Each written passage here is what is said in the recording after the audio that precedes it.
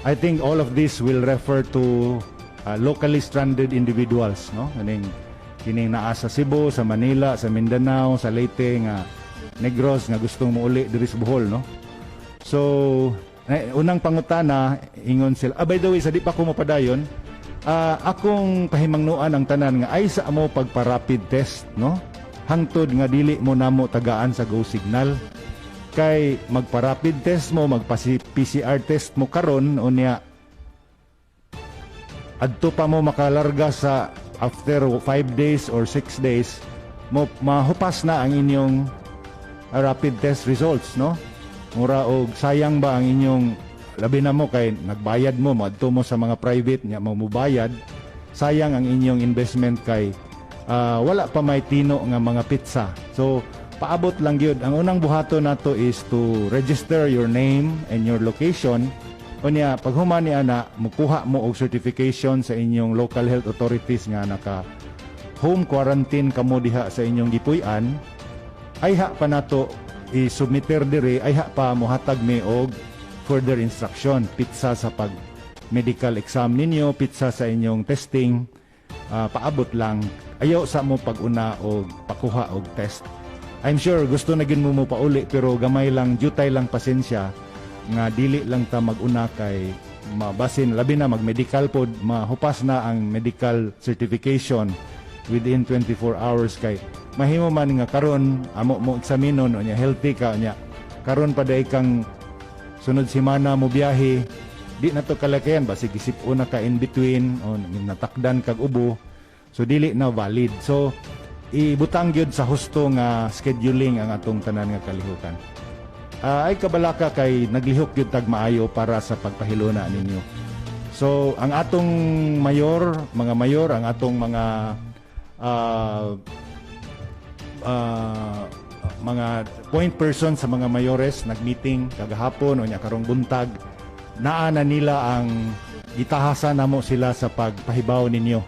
Kay mas nindot kung matag LSI, matag stranded, mo-coordinate sa inyong tagsa-tagsa ka lungsod. Ang lungsod na mag-agad nami sa inyong lungsod o kinsay paunahon nila, kinsay ilang isumiter diri namo nga mga tao sa lista, mo'y atong mauna og papatabok, pagpalabang dinhi sa Bohol. So, let's have better coordination. So, ingon siya, inighuman na mo sa rapid test, Dok, makabiyahe na ba mi dayon pauli? Makapabiyahe na ba mi dayon sa Bohol or muuli pa mi sa among boarding house, no? So atong gihimuan ni og sistema na kung mahimo pag human og rapid test makadritso na mo sa pagsakay sa barko, no? Atong himuan og sistema. So mao lagi sa akong giingon na paabot lang kay atong himuon nga organize ning maong sistema kay lisod og mag-iluganay ta mahimong gubot ang atong sistema. So there is a list of names nga among tagaan og clearance nga mo'y mo rapid, nga mo'y mo sakay dayon sa barko in a schedule gikan sa Sugbo. Okay, so after sa test nga 15 minutes mugawas naman ang result. Pasabot na ba nga pwede na mo biyahe on the same day? Mao ni among gipangitaag paagi nga mahimong mo biyahe, no? So pananglit, example lang, no? Ang biyahe kasagaran sa usa ka barko nga Cebu Tagbilaran alas 10 sa gabi ang biyahe, no? Okay. Among paningkamutan nga ma-rapid test mo ni anang buntag o ni anang hapon, and then mahibaw-an naman nato kung positive or negative mo. Kung negative mo, sakay na mo anang alas 10 sa gabi nga biyahe. Ngayon ana ba? Mo na atong paningkamutan nga sistema nga ipa-implementar. Okay? Anyway, keep posted na lang sa inyong tagsa-tagsa ka municipal mayor or his representative kay adto na pud nila magikan ang instruction sa sistema og scheduling. Okay, kung mahuman nami sa rapid test, mukuha pa ba mi og balik? Simple qualification lang paglabang, usa lang ka rapid test diha sa inyong origin. Usa lang ka negative rapid test sa inyong origin.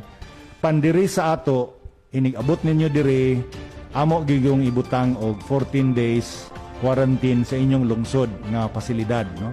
Dili sa mi mutugot sa balay kay dili ka makasiguro sa monitoring sa balay.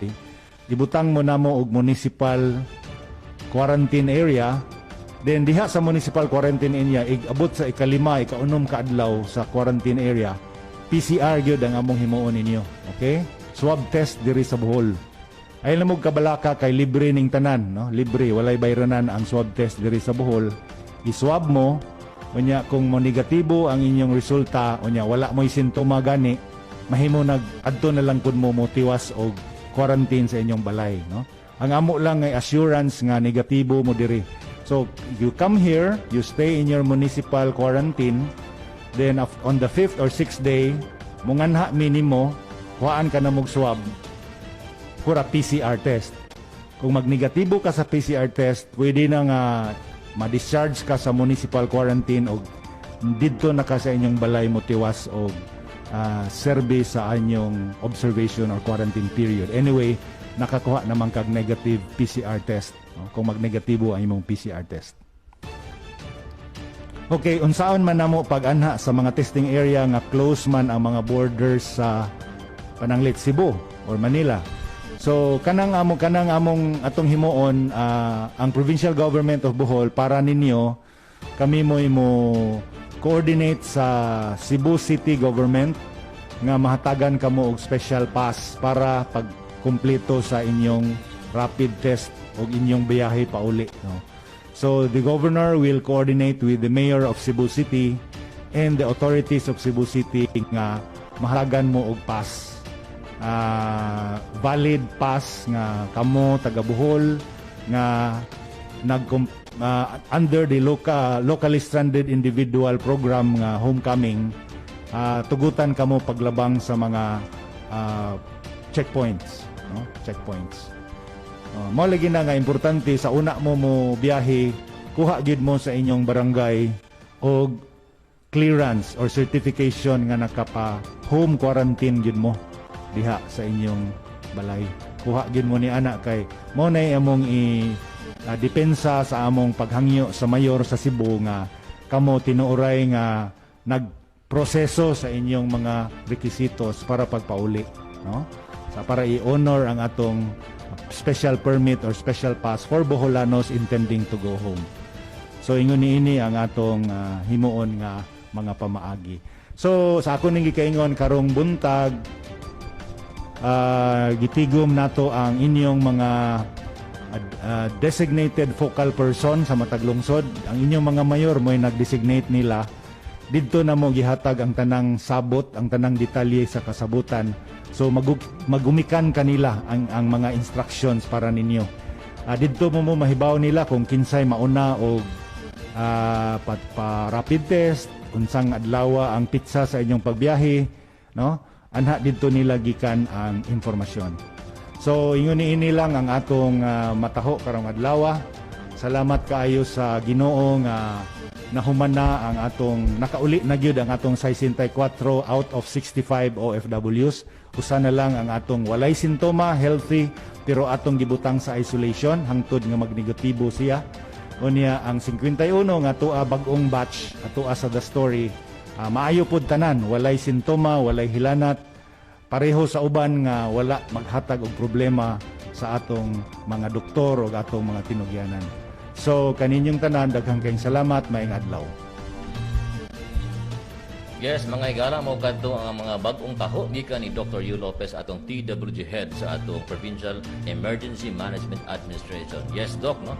Daghang salamat sa imong taho karon diin matubag nga ato ang nagadahiyang mga fake news na pagkagahapon, no? Naukay na po natong nakatilingban sa mao nga fake news nga ato ang nag-inusara karon nga OFW repatriated Boholano nga sa kasamtangan karon nga Luis Ginoo, no? Very asymptomatic, no? Misgig pislango kantang sa ilong mga igala, wala gayud, no? So atong kinahanglan, Doc, sa atong interview sa atong hepe sa atong COVID-19 designated hospital Galiares, si Dr. Macuno, di ina nalipay siya, no, sa katong report nga katong naay ni inspect sa mga kadakuan sa ato ang giplano nga molecular laboratory for PCR test diin of the 5 stages na nakamtan sa number 3. No, so that's a very welcome news, Doc, no? Di na ato agayod nga direktamente na ta sa itong PCR test. Could you add some more on that, Dr. Yul? Mao gani nga yes, doon na natay maayong positibo nga direction paingon sa pag-accredit. So kung moabot ning maong panahon, we will not anymore be waiting too long sa mga resulta. Paspas na kaayo ang atong pagkahibaw sa resulta sa actual status sa kinsa man ang atong i-test. Yes, no? So, welcome news na manggala sa ito ang mga kaigsuunang gulanon. So, mo sa sama si Dr. Yu Lopez, tutok lang kamo sa PGBH updates, din inyong direktamente mismo madunggan ang mga latest nga taho kabahin sa atong kadayang kalihukan sa atong COVID-19 nga atong coverage. So, manggala mo kadto lang, dagan sa Doc Yul, may you have a blessed weekend. And thank God that we are all very healthy ng galan sa kanunay. Magatutok kita sa ato ang pag-alimat sa ato ang lawas. May God bless us all. Thank you very much.